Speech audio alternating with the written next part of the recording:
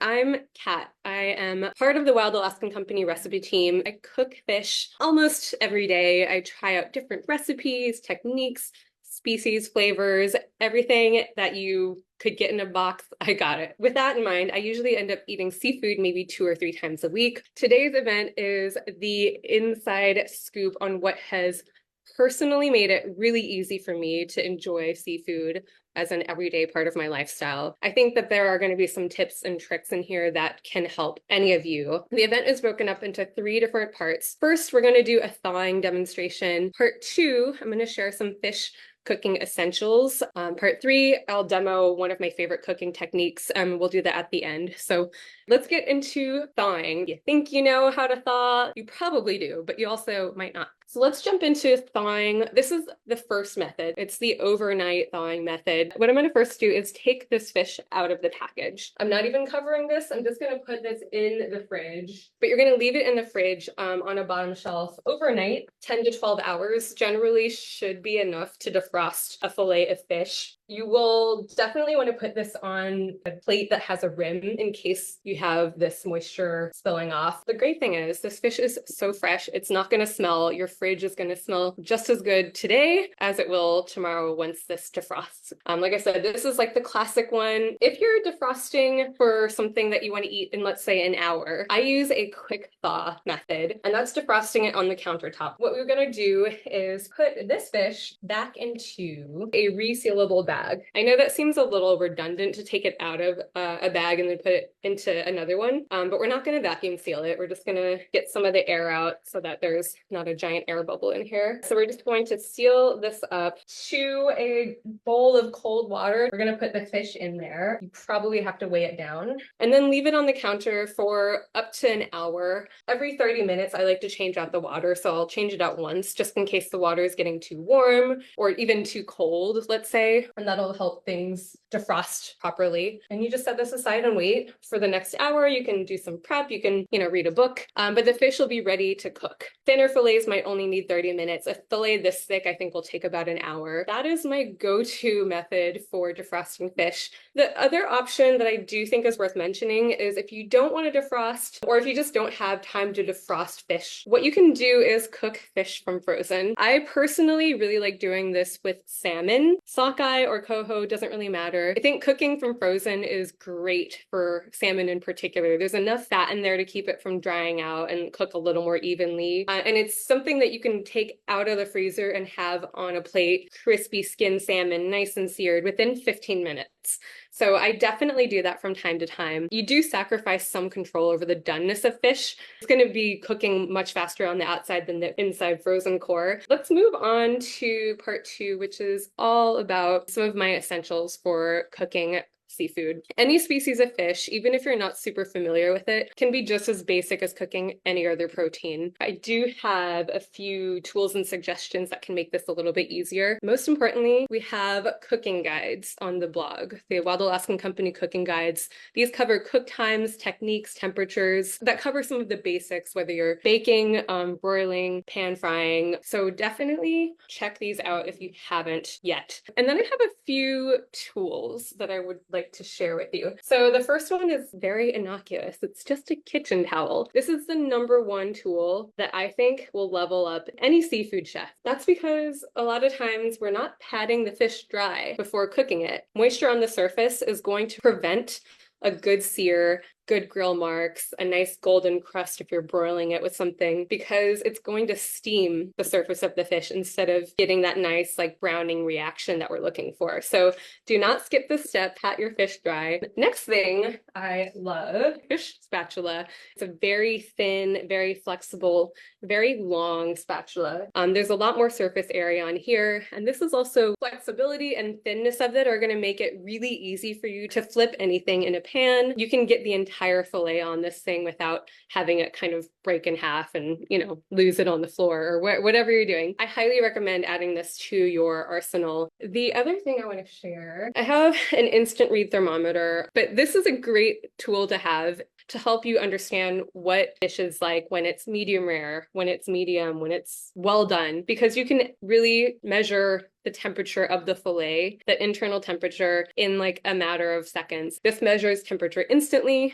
and it can help you, for one thing, know when to pull fish from the pan. Another tool that I want to mention actually is our member experience team. Reach out to them anytime you have food questions. They can really help you troubleshoot why something is getting overcooked, why something is sticking to the pan. They have a lot of answers. Either way, we'll be able to help you out with troubleshooting things in the kitchen.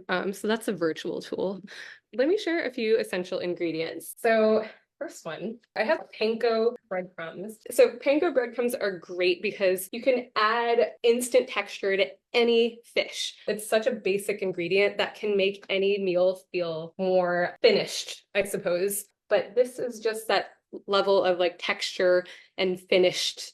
You don't even have to cook rice or pasta, just like put some breadcrumbs in there somewhere. So next ingredient I have, this is actually something called chili crisp.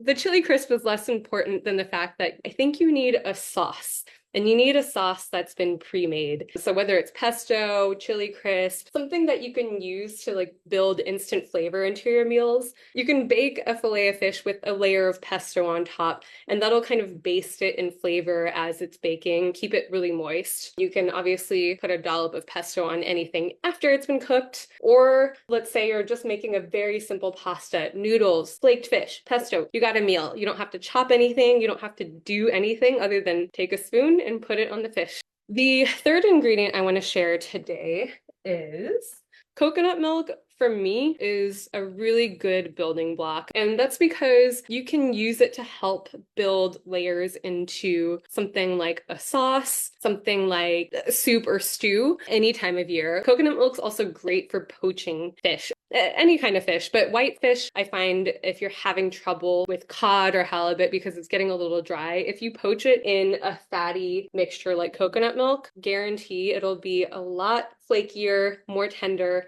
The other thing that we'll just talk about really quickly before I do a cooking demo, parchment paper. Obviously, parchment helps you clean up things really easily if you're doing something on a baking sheet. But more importantly, it's my secret weapon for really easy meals because you can cook in a parchment packet. And that's what we're going to do right now. We're going to cook in papillote. This is an awesome tool because it's going to steam fish to perfection. It really is a much more gentle way to cook it, infuses a fish with flavor. It just gives you a little bit more grace when you're cooking fish. Let me start by taking a baking dish out. So I like to have a baking sheet or baking dish, something just to make sure I'm not losing liquid. Let me go ahead and start by putting in some ingredients. I am going to add tomatoes to the bottom of this. We're going to make a coconut curry fish and papillote thing right here. I don't have a recipe for it. I'm just kind of freestyling because I know this will work. I also have these like leftover yuca fries, like cassava fries from the other day. They're already cooked, so I think if I just put this into the packet as well, I think this will turn out pretty good. Anything that you add to the packet, it needs to be quick cooking.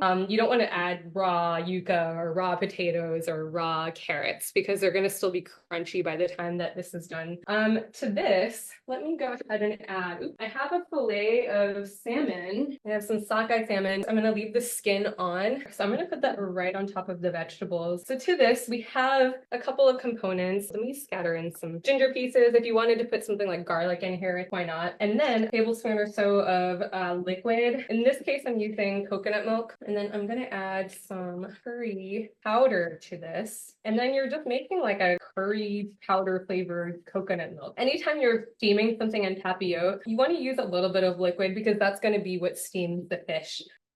I feel like that's delicious. I have some basil leaves as well. So I'm going to pour this over the fish just to get some fat on there. And then to this, we're going to now make a packet. Crimp the edges here.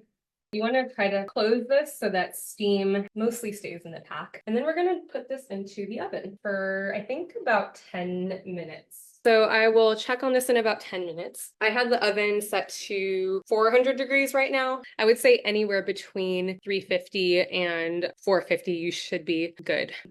This is a great sauce to cook with. It's got tons of flavor.